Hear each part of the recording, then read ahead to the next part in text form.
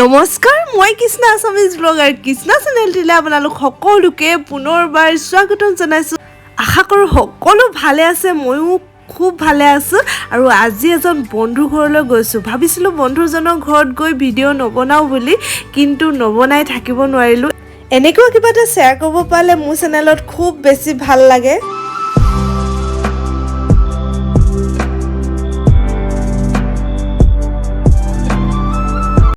প্ৰথমতে আপোনালোকে এইবিলাক মন কৰি লওক। এইকেইজনী হৈছে বগলী, এজনী বগলীয়ে মাছ খাই আছে। মাছটো কিন্তু অৰিজিনেল নহয়, আকৌ অৰিজিনেল গোটেই লাগিছে ন, কাঠৰ পৰা বনাইছে, ইমান ধুনীয়াকৈ বনাইছে নহয়। এইবিলাক কোনো দোকানৰ পৰা কিনি অনা বস্তু নহয়, কাজিৰঙাৰ পৰা অনা বস্তু নহয়, ঘৰতে নিজৰ চখ পূৰণৰ বাবে বনোৱা বস্তু, আজৰি টাইম পালে বনোৱা। এইটো হৈছে কেটলা বহু ৰং দিবলৈ আছে বোলে। এইটো বাঁহৰ মূৰাটো যে যোনটো সেইটোৰ পৰা বনাইছে। এইবোৰ ঢেৰ বস্তু বনাই থৈছে, নিজৰ হাতেৰে বনাইছে। এই বস্তুবোৰ বনাইছে এইজন হৈছে দেউতা, আমাৰ বন্ধুজনৰ বাপেক হয়। তেওঁ এইবোৰ বস্তু বনোৱাৰ লগতে ছবি অঁকাটো খুব চখ আছে। ক'তো বোলে নিশিকাকৈ তেওঁ নিজে বনাইছে।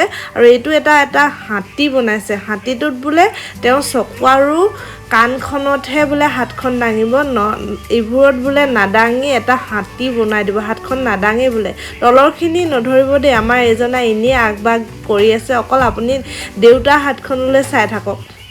এইটো চাওক, ইমান ধুনীয়াকৈ হাতীটো বনাই দিলে। আৰু দেউতাই বোলে 2023 পৰাও কিবা এটা আমাক বনাই দেখাব বোলে। আৰু দেউতাৰ এই প্ৰতিভাবোৰ সঁচাকৈ শলাগ ল'বলগীয়া। সেইকাৰণে মই ভিডিঅ'টো বনালোঁ, ভাবিলোঁ আপোনালোককো দেখাওঁ, আপোনালোকেও ভাল পাব, কোননো বেয়া পাব। এনেকুৱা প্ৰতিভা দেখিলে কাৰণো বেয়া লাগিব, হয়নে? 2023 পৰা কি বনাইছে চাওক আপোনালোকে। ইমান ধুনীয়াকৈ মানে আমাক বুজাইছে নহয়, আৰু কাহিনীও কৈ গৈছে ক'ত কি আঁকিছিলে। দেউতাৰ এইখিনি প্ৰতিভা সঁচাকৈ পাহৰিব নোৱাৰা প্ৰতিভা হয়।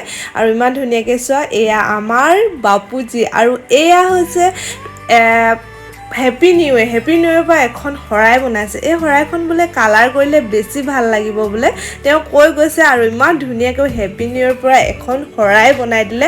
আৰু বেছি সময় নাই লগা, পটক বনাই দিছে মানে।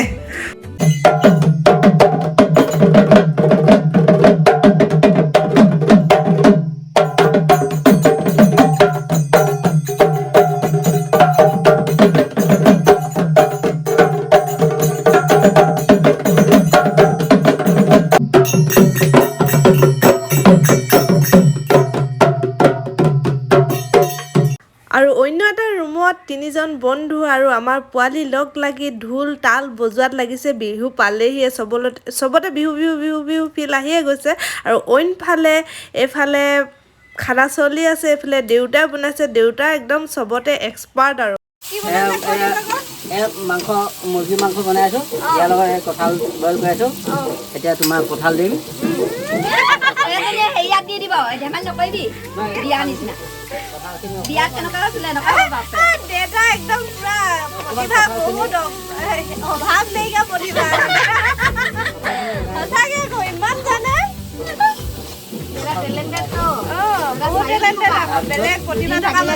তাৰপিছত অকণমান ঢাকনাখন মাৰি দিম। তাৰপিছত তোমাৰ এইখিনি পেষ্ট বনাই থৈছো, ৰচুন, আদা, জলকীয়া, নৰসিংহ এইখিনি দিম। দিয়াৰ পিছত অকণমান লাইট কালাৰ হ'ব। চব ফালে উদুলি মুদুলি হৈ আছে। এইফালে খানা বনি আছে, শাহুৱেক আৰু এইফালে বোৱাৰী খানাত লাগি গৈছে। সিফালে ঢোলে ডগৰে গোটেইখন গৰজি আছে। আৰু এইফালে মই ভিডিঅ' বনাই আছোঁ। খুব ভাল লাগিলে, এটা ধুনীয়া সন্ধিয়া পাৰ কৰি আহিলোঁ। এইফালে লোকেল মুৰ্গী, মাছ, পাপাই বনোৱা কঁঠাল চব্জি 1 নম্বৰ দেই। চবেই মিলিজুলি এসাঁজ খালোঁ আৰু আমি ফূৰ্তি কৰি গুচি আহিলোঁ। আৰু নেক্সট ব্লগত অতি সোনকালে আহি আছোঁ। Bye bye.